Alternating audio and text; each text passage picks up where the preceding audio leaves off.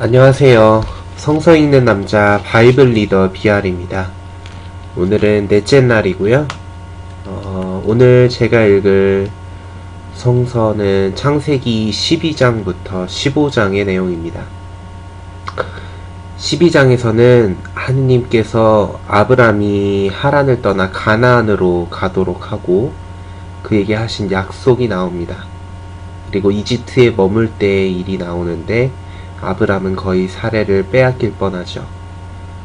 13장에서는 아브람과 롯이 헤어지는 이야기가 나옵니다. 14장에서는 롯이 위험에 처했을 때 아브람이 롯을 구출하고 멜기세덱이 아브람을 축복하는 내용이 나옵니다. 마지막으로 15장에서는 가장 중요한 내용으로서 하느님께서 아브람과 맺으신 계약과 관련된 내용이 나옵니다. 자, 그러면 오늘도 읽어보도록 하겠습니다. 창세기 12장. 여호와께서 아브람에게 말씀하셨다. 너의 땅과 친족과 아버지의 집을 떠나 내가 내게 보여줄 땅으로 가거라. 내가 너를 큰 민족이 되게 하고 축복하며 너의 이름을 크게 하겠다. 너는 축복이 될 것이다. 나는 너를 축복하는 자들을 축복하고 너에게 악담하는 자를 저주할 것이다. 땅의 모든 가족이 반드시 너를 통해 축복을 받을 것이다. 그리하여 아브람은 여호와께서 말씀하신 대로 길을 떠났으며 롯도 그와 함께 갔다. 아브람은 하란을 떠날 때 75세였다.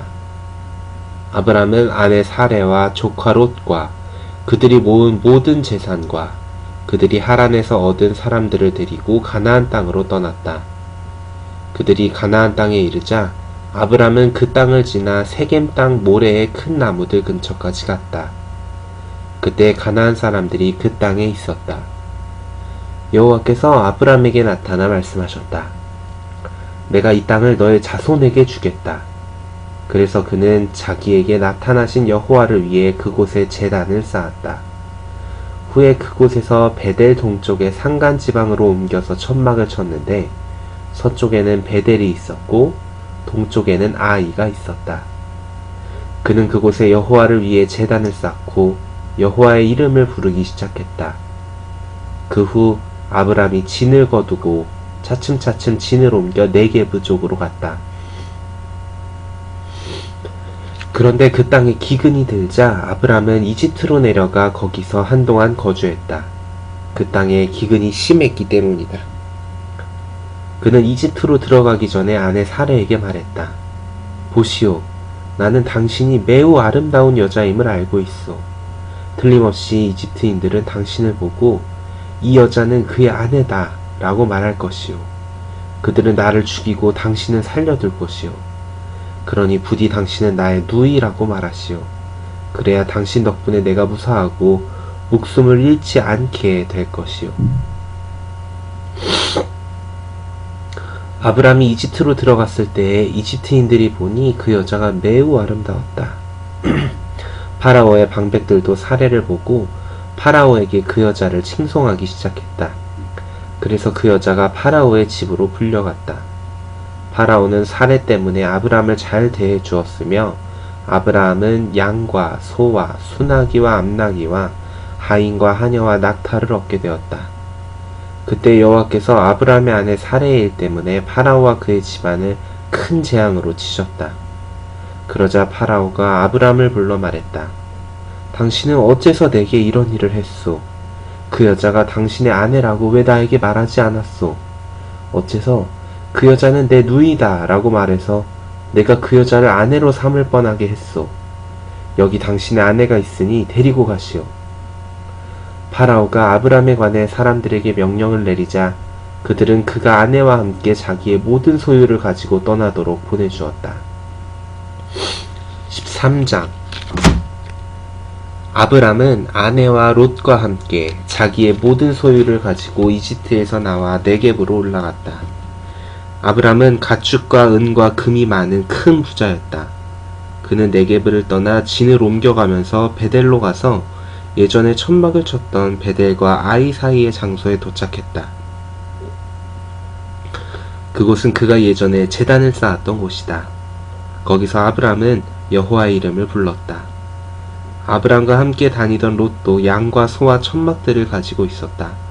그 땅은 그들 모두가 같이 머무르기에 충분하지 못했다. 그들의 소유물이 너무 많아져서 그들이 더 이상 함께 살 수 없었던 것이다. 그로 인해 아브람의 가축을 치는 자들과 롯의 가축을 치는 자들 사이에 다툼이 일어났다. 그때 가나안 사람과 브리스 사람이 그 땅에 살고 있었다. 아브람이 롯에게 말했다. 나와 너 사이에 나의 가축을 치는 사람들과 너의 가축을 치는 사람들 사이에 다툼이 있어서는 안 된다. 우리는 형제이다. 온 땅을 내 뜻대로 할 수 있지 않느냐? 부디 내게서 떠나라. 내가 왼쪽으로 가면 나는 오른쪽으로 가고 내가 오른쪽으로 가면 나는 왼쪽으로 가겠다. 롯이 눈을 들어 소알까지 요르단 지역 전체가 물이 넉넉해서 여호와의 동산 같고 이집트 땅 같았다. 그때는 여호와께서 소돔과 고모라를 멸망시키기 전이었다. 그래서 롯이 요르단 지역 전체를 택했고 자기 진을 동쪽으로 옮겼다. 이렇게 해서 그들이 서로 헤어졌다. 아브람은 가나안 땅에 살았으나 롯은 요르단 지역의 도시들 가운데 살았다. 마침내 그가 소돔 근처에 천막을 쳤다. 그런데 소돔 사람들은 악했으며 여호와를 대적하는 큰 죄인들이었다. 롯이 아브람에게서 떠난 후에 여호와께서 아브람에게 말씀하셨다. 부디 눈을 들어 내가 있는 곳에서 북쪽과 남쪽과 동쪽과 서쪽을 보아라. 내가 보는 온 땅을 내가 너와 내 자손에게 영속하는 재산으로 줄 것이기 때문이다. 내가 너의 자손이 땅의 티끌처럼 많아지게 하리니 어떤 사람이 땅의 티끌을 셀 수 있다면 너의 자손도 셀 수 있을 것이다. 일어나서 그 땅을 길이로도 다녀보고 너비로도 다녀보아라. 내가 그것을 너에게 줄 것이다. 그래서 아브람은 계속 천막에서 살았다. 그 후에 헤브론에 있는 마므레의 큰 나무들이 있는 곳으로 가서 살았는데 거기서 여호와를 위해 제단을 쌓았다. 14장 시날 왕 아므라벨과 엘라살 왕 아리옥과 엘람 왕 그돌라오멜과 고임 왕 디달의 날에 이 왕들이 소돔 왕 베라와 고모라 왕 비르사와 아드마 왕 시납과 스보임 왕 세메벨과 벨라 곧 소알 왕과 전쟁을 벌였다. 이들은 모두 시딤 골짜기 곧 소금 바다에 군대를 모았다. 이들은 12년 동안 그돌라오멜을 섬기다가 13년째 되는 해에 반역을 일으킨 것이다. 그리하여 14년째 되는 해에 그돌라오멜과 그와 함께한 왕들이 와서 아스드롯 가르나임에서 르바임을, 함에서 수심을, 사웨기 랴다임에서 에밈을 치고 세일산에서 호리 사람들을 쳐서 광야에 있는 엘바란까지 이르렀다. 그런 다음 방향을 돌려 엔미스밭 곧 가데스로 와서 아말렉 사람들의 모든 영토와 하사손다말에 살던 아모리 사람들도 정복했다. 이때 소돔 왕과 고모라 왕과 아드마 왕과 스보임 왕과 벨라 곧 소알 왕이 진군하여 시딤 골짜기에서 그들과 함께 전투 대형을 갖추었으니 엘람 왕 그돌라오멜과 고임 왕 디달과 시날 왕 아므라벨과 엘라살 왕 아리옥과 맞섰다. 네 왕이 5왕과 싸운 것이다. 그런데 시딤 골짜기에는 역청 구덩이가 많았다. 소돔 왕과 고모라 왕은 도망하려고 하다가 거기에 빠졌으며 나머지는 산간 지방으로 도망했다. 모든 승리자들은 소돔과 고모라의 모든 재물과 모든 양식을 가지고 갔다. 그들은 또한 소돔에 살고 있던 아브람의 조카 롯을 잡아가고 그의 재물도 가지고 갔다. 그 후에 도망친 사람 하나가 와서 히브리인 아브람에게 말했다. 그때 아브람은 아모리 사람 마므레의 큰 나무들이 있는 곳에서 살고 있었는데 마므레는 에스골과 아넬의 형제였다. 그들은 아브람과 동맹을 맺은 자들이었다. 아브람은 자기의 친족이 사로잡혀 갔다는 말을 듣게 되었다. 그러자 그는 자기의 집안에서 태어나 훈련받은 종 18명을 소집하여 단까지 추격했다. 밤에 그는 자기의 종들을 나누어 종들과 함께 그들을 공격하여 쳐부수었다. 그리고 그는 다마스쿠스 북쪽에 있는 호바까지 그들을 추격했다. 그는 모든 재물을 되찾았고 자기의 친족인 롯과 그의 재물과 여자들과 다른 사람들도 되찾았다. 아브람이 그돌라오멜과 그와 함께한 왕들을 쳐부수고 돌아온 후에 소돔 왕이 아브람을 만나러 샤웨 골짜기 곧 왕의 골짜기로 나갔다. 그리고 살렘의 왕 멜기세덱이 빵과 포도주를 가지고 나왔는데 그는 가장 높으신 하느님의 제사장이었다. 그는 아브람을 축복하며 말했다. 하늘과 땅을 만드신 가장 높으신 하느님께 아브람은 축복받기를, 그대의 압제자들을 그대에게 넘겨주신 가장 높으신 하느님은 찬양받으시기를. 아브람은 그에게 모든 것의 10분의 1을 주었다. 그 후에 소돔 왕이 아브람에게 말했다. 그 사람들은 나에게 주고 재물은 당신이 가지십시오.